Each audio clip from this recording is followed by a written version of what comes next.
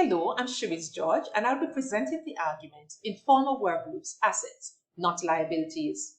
Sherlock Holmes declared the world was full of obvious things which nobody ever observes. Such is the case with informal work groups. Though ever present in workplaces, they're generally overlooked. However, a careful assessment would reveal that they are more of an asset to an organization than a liability for these three reasons. One, they make the work environment more tolerable. Two, they inspire their members to excel. And three, they directly enhance work productivity. With reference to Claim 1, their contribution to the work environment, Hussein 1990 explains that an informal work group is a voluntary grouping of employees based on their needs and not as a requirement of the organization. These needs include friendship, support, and safety. This is significant because Maslow's theory of needs purports that such immediate desires must be met if, for instance, employees are to then focus on organizational goals. Hence, informal work groups generate a sense of satisfaction and belonging in their members. The groups also help with the demands of the job. A study done by Taiwo 2010 underscores that work systems can affect employees' mental and physical health and their longevity. Informal groups present a safe space to discuss frustrations and may even provoke some laughter, and who doesn't love a good laugh? Members can even continue to socialize long after work hours. Consequently, internal conflicts are likely to be resolved to keep the group intact. The group's peace facilitates a more peaceful work environment for everyone. Concerning Claim 2, their impact on the members, Hunter et al. 2010, as cited in Daniel 2018, note that the groups foster personal growth. This is evident when members inspire each other to pursue professional training and development. Such pursuits can improve confidence and the quality of the work produced. Members are also likely to perform work-related activities not stipulated by the company and for which there is no known remuneration or reward. Dubinsky and Skinner 2002 terms it discretionary effort. Sonnenfeld 1985 indicates that the Hawthorne studies on work relations in the manufacturing industry reveal that when groups select their members, like informal work groups do, their output tends to increase. Additionally, informal work groups naturally create self-managed teams, which are groups of employees officially organized to perform tasks that involve technical and management skills. Yeats and Seward 2000. Intentionally constructing these strategic teams at the very least require time.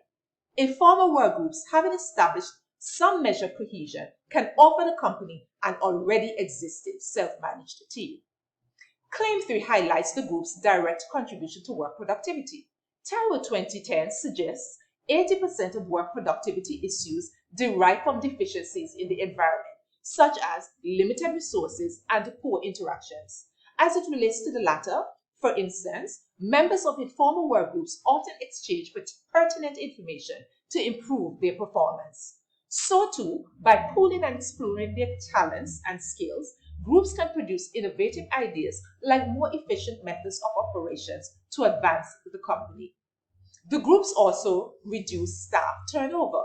Studies show that the cooperation that exists in self-managing teams, which also exists in informal work groups, promotes job satisfaction, leading to staff retention. Bullock et al. 1997, as cited in Yeats and Seward 2000. Nevertheless, there are those who view informal work groups as liabilities. They contend that they detract from the organization by having competing interests and contributing to interpersonal conflicts. They believe that unofficial groups are more interested in their goals, such as bonding, than in the organization's goals. Also, that discord between members of informal groups and non-members can arise from in-group, out-group notions. Robinson Judge, 2016, as cited in Al-Shamli, 2020. Given that conflicts are inevitable, these perspectives may require some adjustments. First, the reason for the group's existence should be understood. To this end, Hussein 1990 advocates that, unlike organizations, informal work groups satisfy a basic human need for social interactions. Daniel 2080 posits that they act as regulators, encouraging management to be considerate and thorough in their planning. Al-Shamli 2020 points out that some are created to increase work productivity. Second, Hussein 1990 recommends that the inevitable existence of informal workgroups and the ability to improve the organization be acknowledged. This should then motivate administrators to strategically incorporate these unofficial groups into their operational plans, inclusive of establishing good relations with them and allowing them to participate in decision-making processes. It can be concluded that informal workgroups are assets to organizations in which they appear. They provide a workable environment and motivation for their members, as well as enhanced productivity.